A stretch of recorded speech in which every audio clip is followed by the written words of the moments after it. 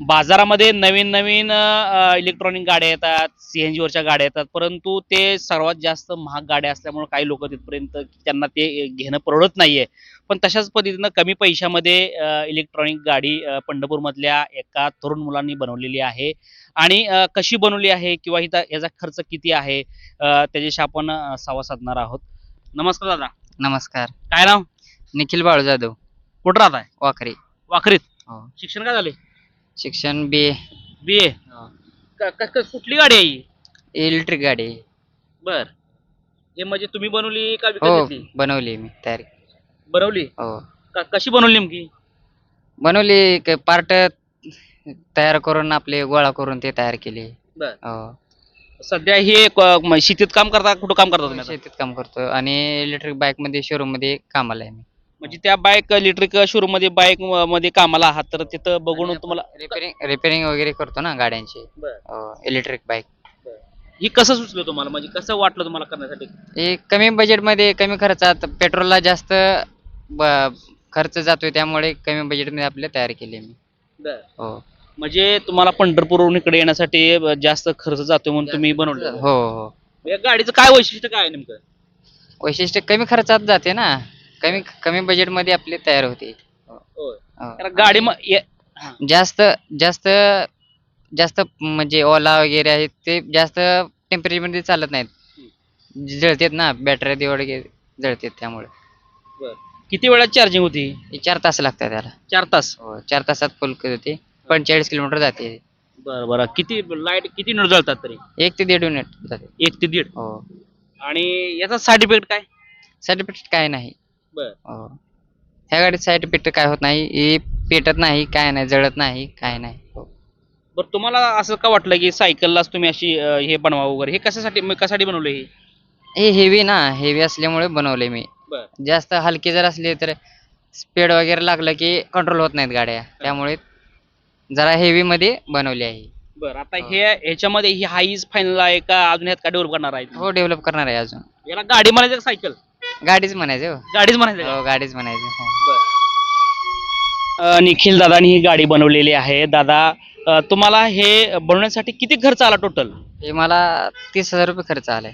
30,000. हो, 30. जर समजा आता हे उत्पादन जास्त वाढवायचं म्हटलं आणि कुणाला जर हे द्यायची म्हटली आणि विक्रीच करायचं म्हटलं तर किती ह्याचा खर्च किंवा किती ह्यानी लावाल तुम्ही? हे 40,000 रुपये आहे. 40,000 रुपये. हो, 40. तर त्यांना 30,000 रुपये खर्च आलेला आहे आणि जर मार्केटला ही गाडी विकायचं त्यांनी जर ठरवलं तर हा 40,000 रुपयेपर्यंत त्यांचं या गाडीची किंमत राहील, या जुगाडाची किंमत राहील. तर ही जी गाडी आहे हे गोरगरिबांना परवडणारी गाडीच आहे असं म्हणावं लागेल. नेमकं दादा, तुझं उद्दिष्ट काय होतं की ही गाडी पाठीमागं बनवण्याचं काय उद्दिष्ट आहे नेमकं? असं का आवडलं गाडी ही बनवावी अशी? बनवावी कमी बजेट मध्ये आणि हे आपले रोज येण्या जाण्याचा खर्च वाचतोय आपला आणि आर्थिक परिस्थितीनुसार पुढे भविष्यात हे कमी बजेटमध्ये आपल्या शेतकऱ्यांसाठी वर्गासाठी आपले नोकरी करण्यासाठी वगैरे जवळपास चालते ही गाडी. म्हणजे शेतीतली कामं असतील किंवा सिटीमध्ये जर आसपास जाण्यासाठी वगैरे गाडी पाहिजे असेल किंवा आपल्याला जाण्यासाठी असेल तर हे गाडी परवडणारी आहे असं याचं मत आहे. पण आता अजून काय डेव्हलप काय करणार आहे का याच्यामध्ये? हो, डेव्हलप करणार आहे अजून. बरं. थोडं मॉडिफिकेशन करणार आहे अजून थोडं हा. ह्याच्यात. आता हे गाडीचं तुम्ही जुगाड जी केलेलं आहे हे केल्यानंतर लोक काय तुम्हाला असे काय बोलते, अरे ही काय बनवले असलं काय असं वगैरे काय बोलते का? खूप आले हा. असे म्हणतात मला, काय करायला लागलाय वेड्यासारखं हा. म्हणले. 2-3 जण म्हणले. हा. हो, तरी मी ती स्टेप सोडली नाही, पुढे करत राहिलो. किती दिवस लागले याला बनवायला?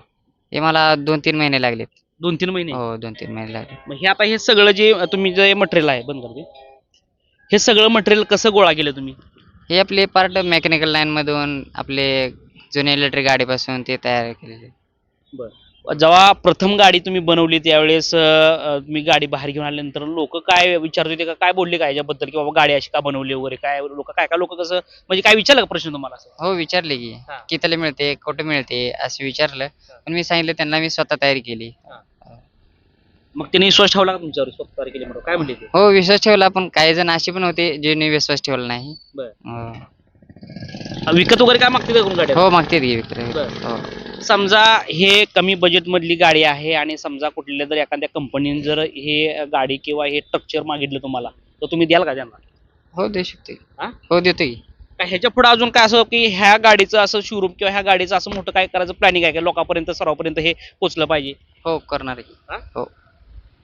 तर अशा पद्धतीनं या जाधव दादांचं जुगाड आहे. ह्यांनी पेट्रोलचा खर्च कमी व्हावा आणि कमीत कमी खर्चामध्ये आपण कामापर्यंत पोहोचू किंवा सामान्य लोकांना हे परवडणारं जुगाड आहे, परवडणारी गाडी आहे म्हणावं लागेल. आणि ह्याच्यामध्ये अजून डेव्हलप होणार आहे. लोक प्रथम तुम्हाला कुठल्याही गोष्टीला नावं ठेवतील, कधीही तुम्हाला बोलतील, परंतु तुमचा जो प्रयत्न आहे, तुमचा तो टार्गेट आहे, ते कधीही सोडू नका. ह्या दादावरून तुम्हाला समजतंय. 100% तुम्हाला यश भेटते. फक्त याचे 2-3 महिन्यामध्ये या दादानी या पठ्ठ्यानी गाडी तयार केलेली आहे. तर महाराष्ट्रामध्ये आणि देशामध्ये टॅलेंट कमी नाही हे आपल्याला याच्यावरून समजतंय. या ठिकाणी आपण थांबतोय आणि दादाला पुढील वाटचालीसाठी शुभेच्छा देतोय.